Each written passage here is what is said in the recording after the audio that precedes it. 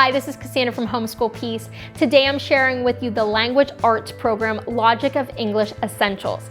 Essentials is what I've been using with my oldest student for the past 2 school years. So in today's video, I'm giving you an overview of Essentials, walking you through the basics, how to get started, some common questions, as well as give you some really great close-ups of the Essentials materials.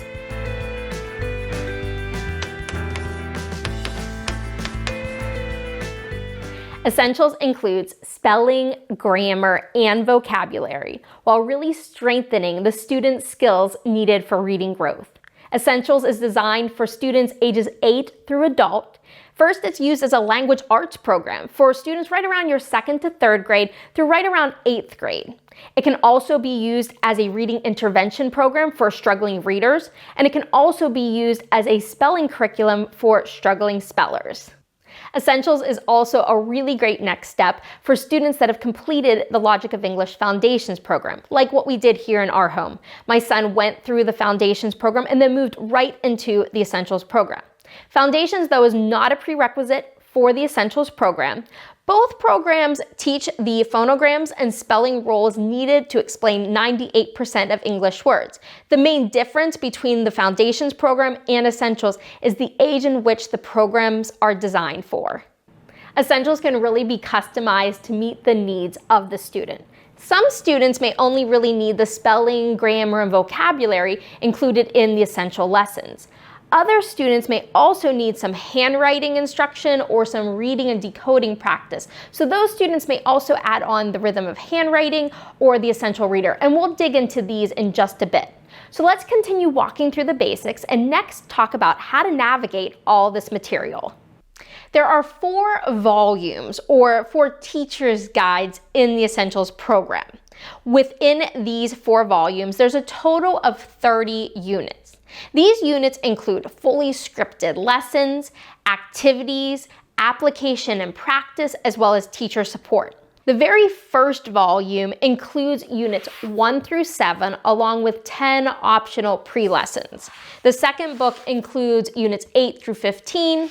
The third has units 16 through 22, followed by the final book, which has units 23 through 30. With these 4 volumes, there's also 3 levels of application, levels A, B, and C.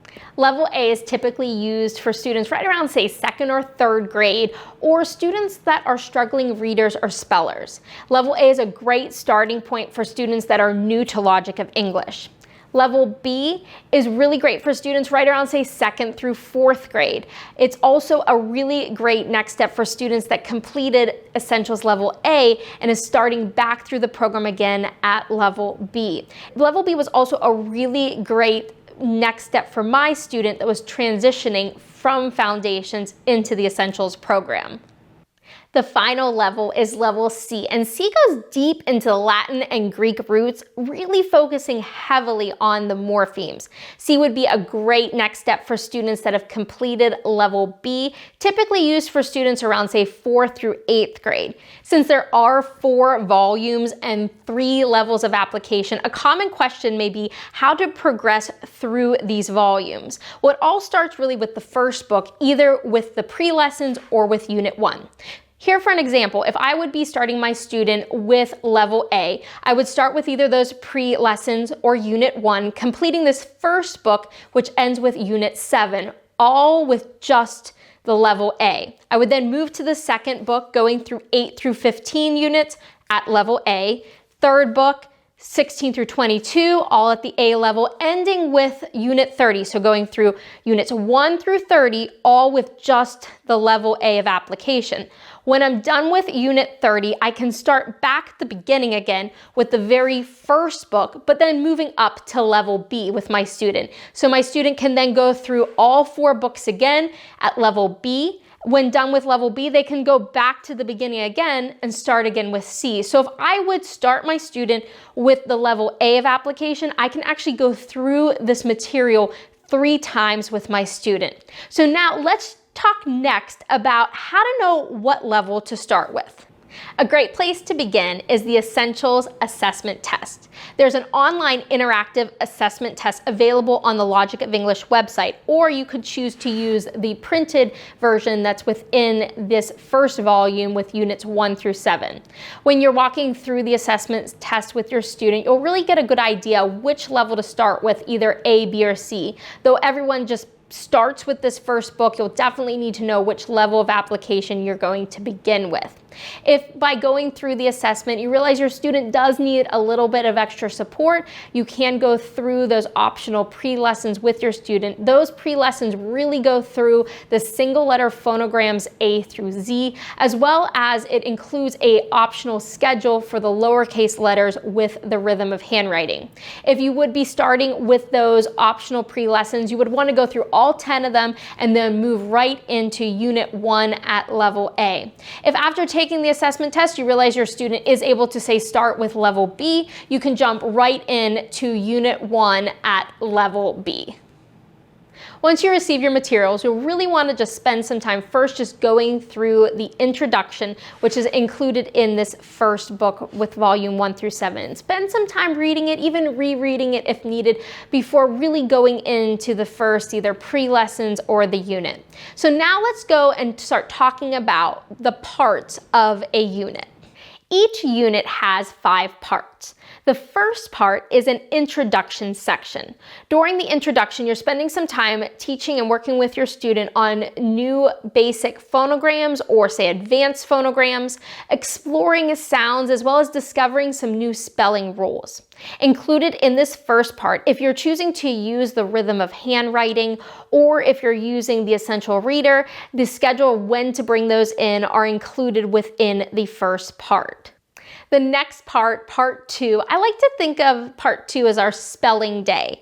Within this part 2, you will spend time doing spelling analysis with your student. So with each of the spelling analysis lists, there are 3 levels of application, that A, B, or C. So you'll select the correct list to work on with your student. Additionally, in part 2, you'll spend some time working with your student on their spelling journal, as well as just practicing some of those phonograms, as well as some of your grammar rules. Within that part 2 as well, there is instruction for when to read the Essential Reader if you are using that text as well.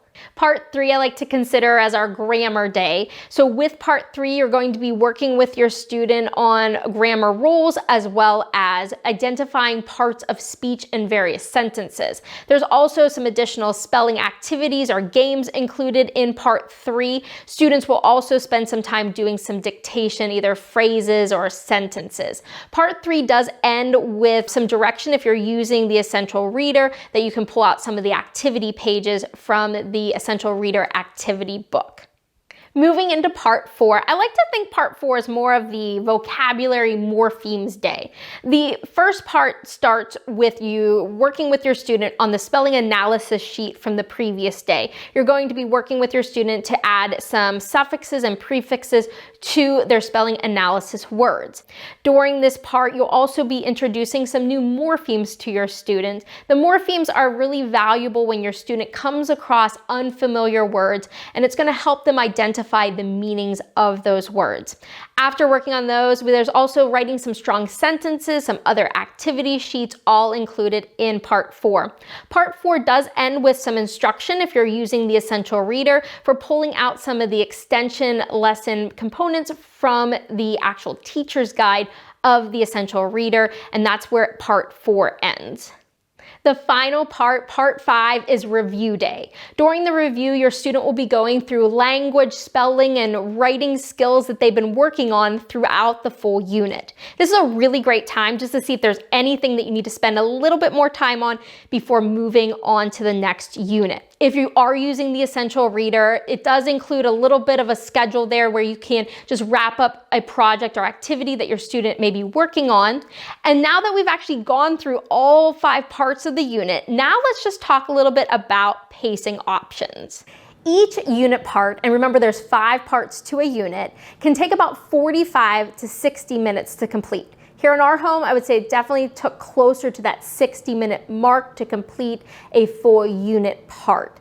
When going through pacing options, there are 3 main pacing options you may want to consider. Before we dig into those, one thing to remember is that you know your student best. There was times for my student we were able to move a little faster through one of the unit parts, and other times we really had to just slow down and really work more on a unit part. So when you are thinking through your pacing options, make sure that you are just adjusting the pace to really fit the needs of your student.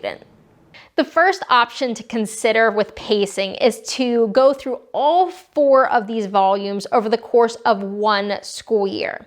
To do that, your student would work on 1 of those unit parts every school day, completing 1 full unit over the course of 1 week. With working on that, since there are 30 units, your student would then complete all units 1 through 30 over the full school year.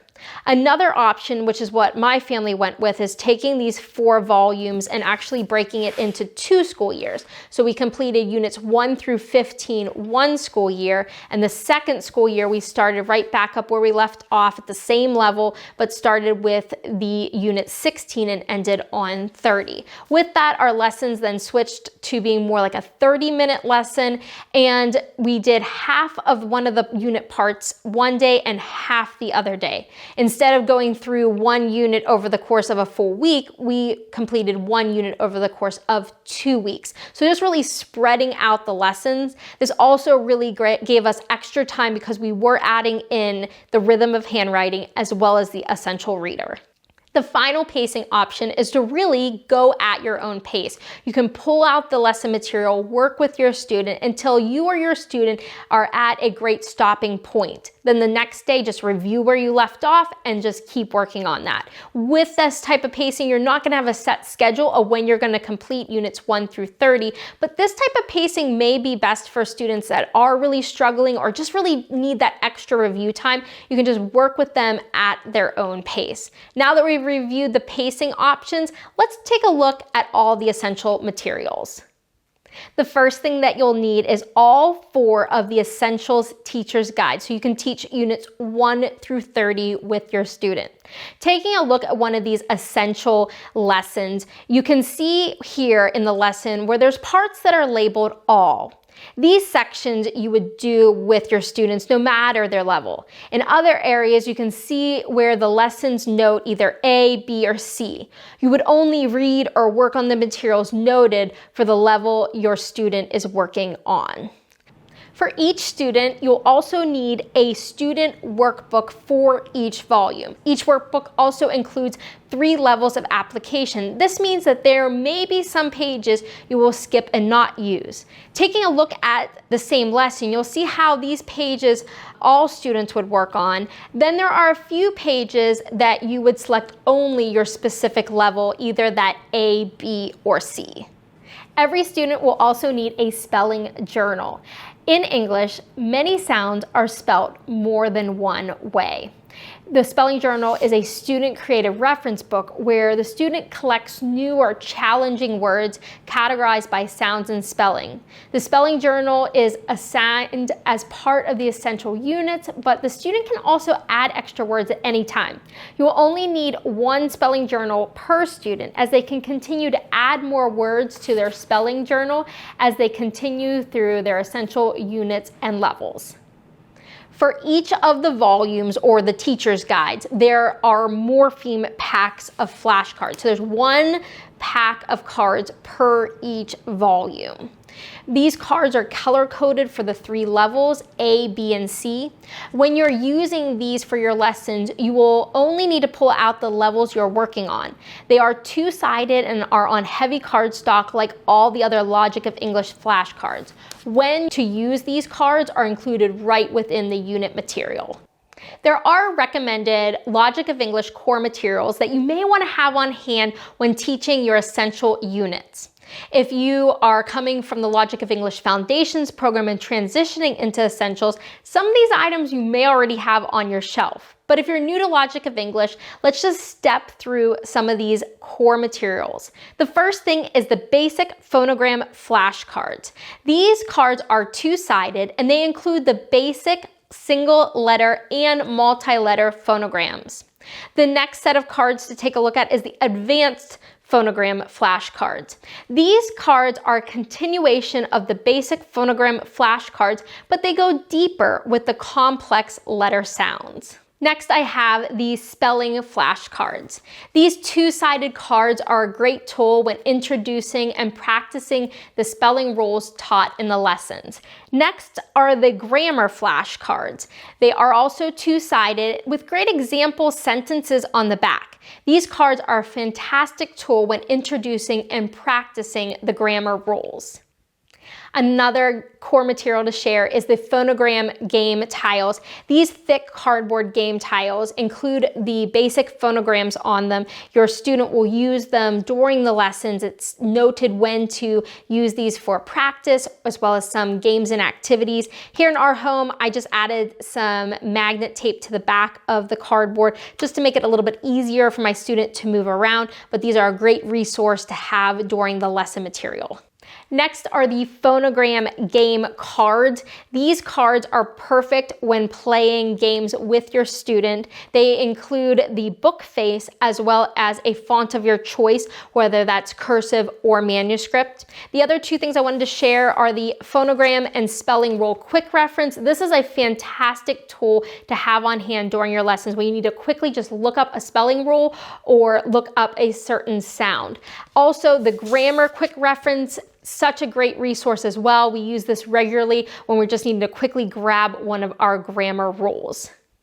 Another really helpful resource is the Essentials answer key. There is answer keys available for the workbooks on the Logic of English store page. I found these very helpful when going through the workbooks with my student. So if that's something that you're looking for, you may want to go check that out. So now that we've gone through the basic and the core materials, let's go deeper into the Essential Reader and Activity Book. The Essential Reader is a great resource for students that need decodable text for reading practice. What I mean by that is that the words included in the text or stories only include the phonograms and spelling rules after they've been introduced to the student in the lesson material. This reader is great for struggling readers, but is also an excellent resource for students between, say, 2nd and 4th grade.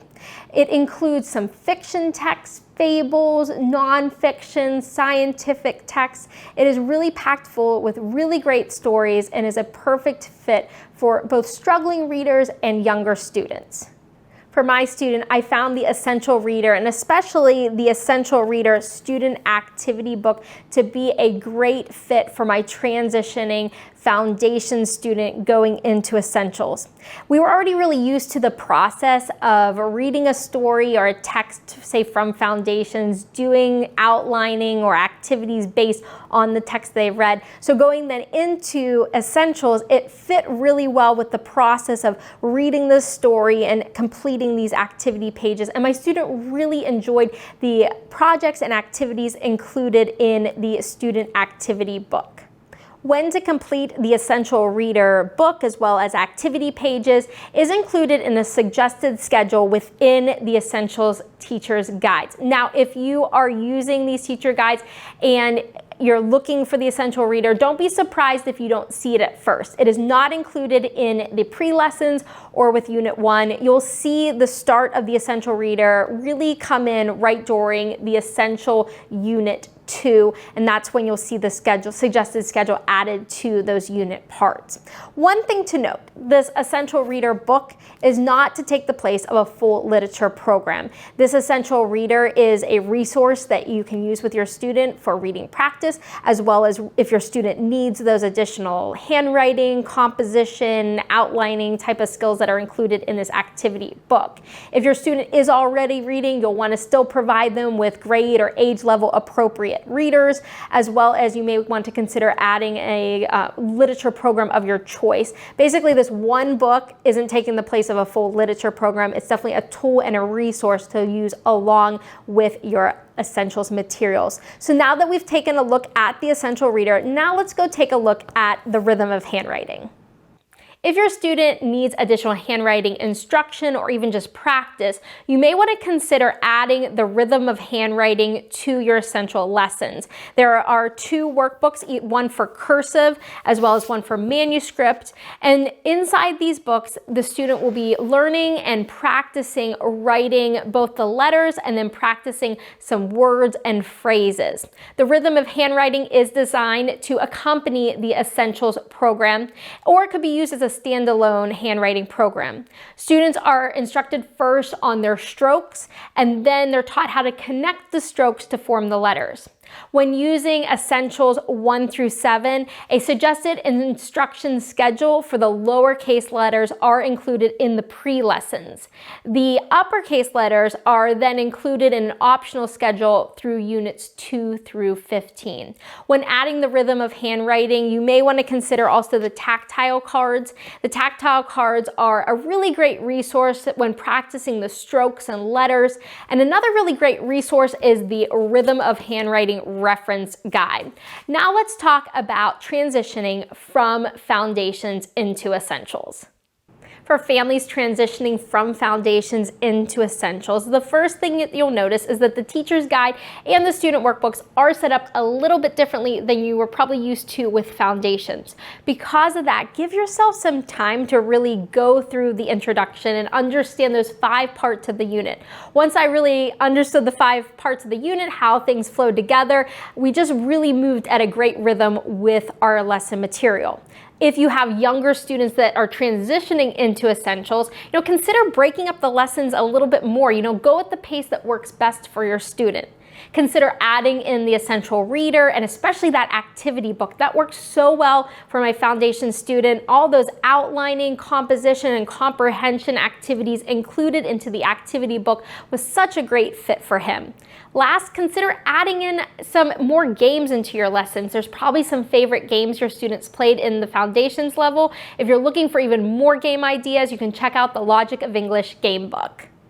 In this video today, I've been sharing the printed materials for Logic of English Essentials. If you, though, are looking for some online resources, there are a few that are available to you. The first you might want to check out is the free spelling analysis videos for Essentials, available right here through YouTube. You can play that video while you're in that part of the unit, and your student can go through spelling analysis using the video.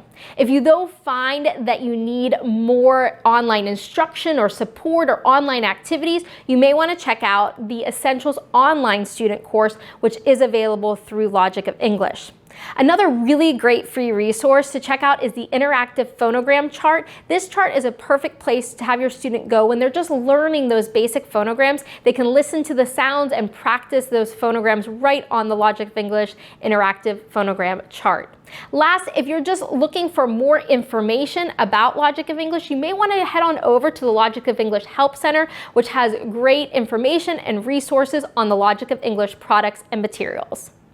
I hope you enjoyed this overview of Essentials. If you have any questions or comments, I'd love to hear from you. Just leave those comments below. Before you leave, don't forget to hit the like button and the subscribe, and I'll talk to you soon. Goodbye.